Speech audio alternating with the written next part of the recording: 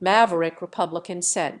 Bob Packwood of Oregon, who resigned after sexual harassment scandal, dies. Add AP News as your preferred source to see more of our stories on Google. Add AP News on Google. Add AP News as your preferred source to see more of our stories on Google. Share Portland or at former Sen. Bob Packwood, a moderate Oregon Republican whose reputation as a champion of abortion and women's rights was spoiled at the end of his career by allegations of sexual harassment, has died. He was 93. Packwood's death on Saturday was announced in an obituary sent to media outlets by his family. The release didn't include additional details. Packwood was a political scrapper who first refused to quit the chamber, in which he had served for 27 years, saying he didn't want to be remembered only for that controversy. Before the Me Too era, Packwood stood out as an example of private behavior undermining a man's public image.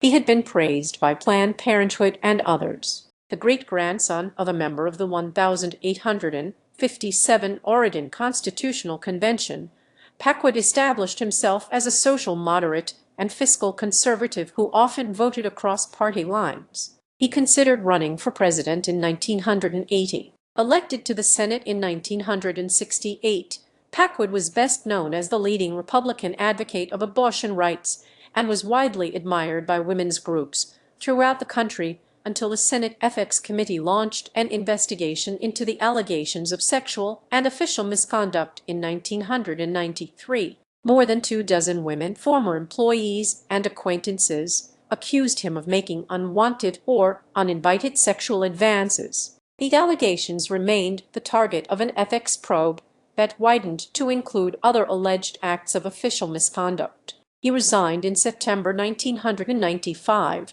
then went to start a lucrative lobbying business in Washington. Read more. Democratic U.S. Sen. Ron Wyden, who replaced Packwood in 1996, said while he should be praised for his record on abortion rights and tax reform, how he treated women overshadows it all. His horrible history, as documented in his own diaries, will forever overshadow that public record. Simply put, historians' first line about Bob Packwood must include those women who he abused and assaulted for years and years, Wyden said in a statement.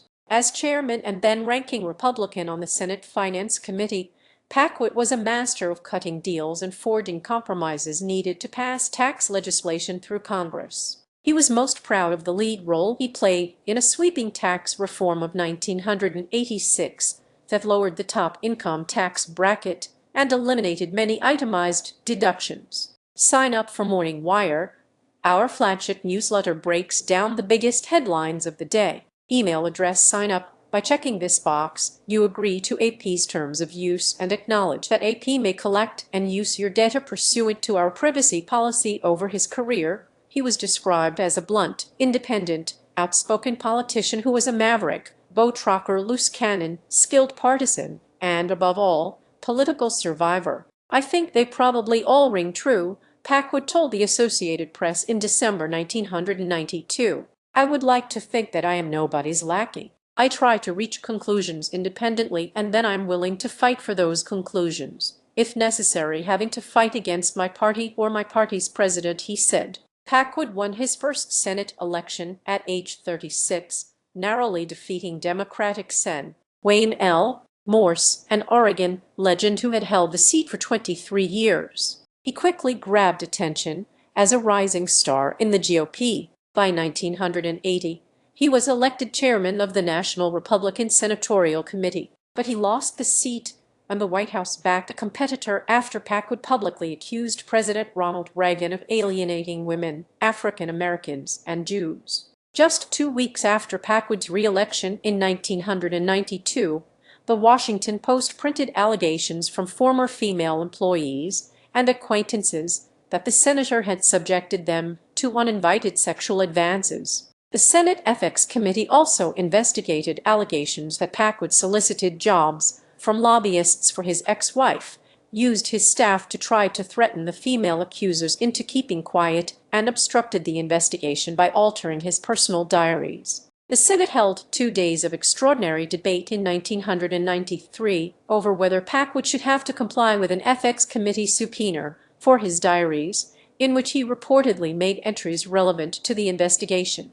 The Senate voted 94-6 to enforce the subpoena. Packwood took the case to federal courts and lost, ending when Chief Justice William Rehnquist refused Packwood's request for the U.S. Supreme Court to intercede. Packwood launched his lobbying business, Sunrise Research Corp., in 1997. By 1999, the firm was grossing $1.5 million a year. His business slowed in later years, but he told a City Club of Portland audience in 2010 that he was still spending about half his time in Washington lobbying for a number of clients. "It was interesting work," Packwood told the audience, according to the Oregonian, "but it is not as much fun as being in the Senate."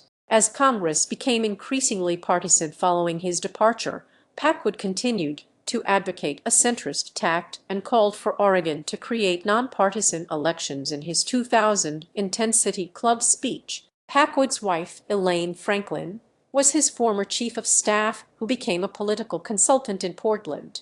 The couple had homes in the Portland area and Washington. In a November 2002 interview with the Salem Statesman Journal, Packwood said he had gotten past the scandal that forced him out of office. "People have told me it must have been tough on me, or it seems unfair," he said, "but you cannot go through the rest of life and say, 'Look what happened.' Pretty soon you become a bore to your friends. I told myself I was not old enough to retire," Packwood said, "so I have got to get at life and not complain about it."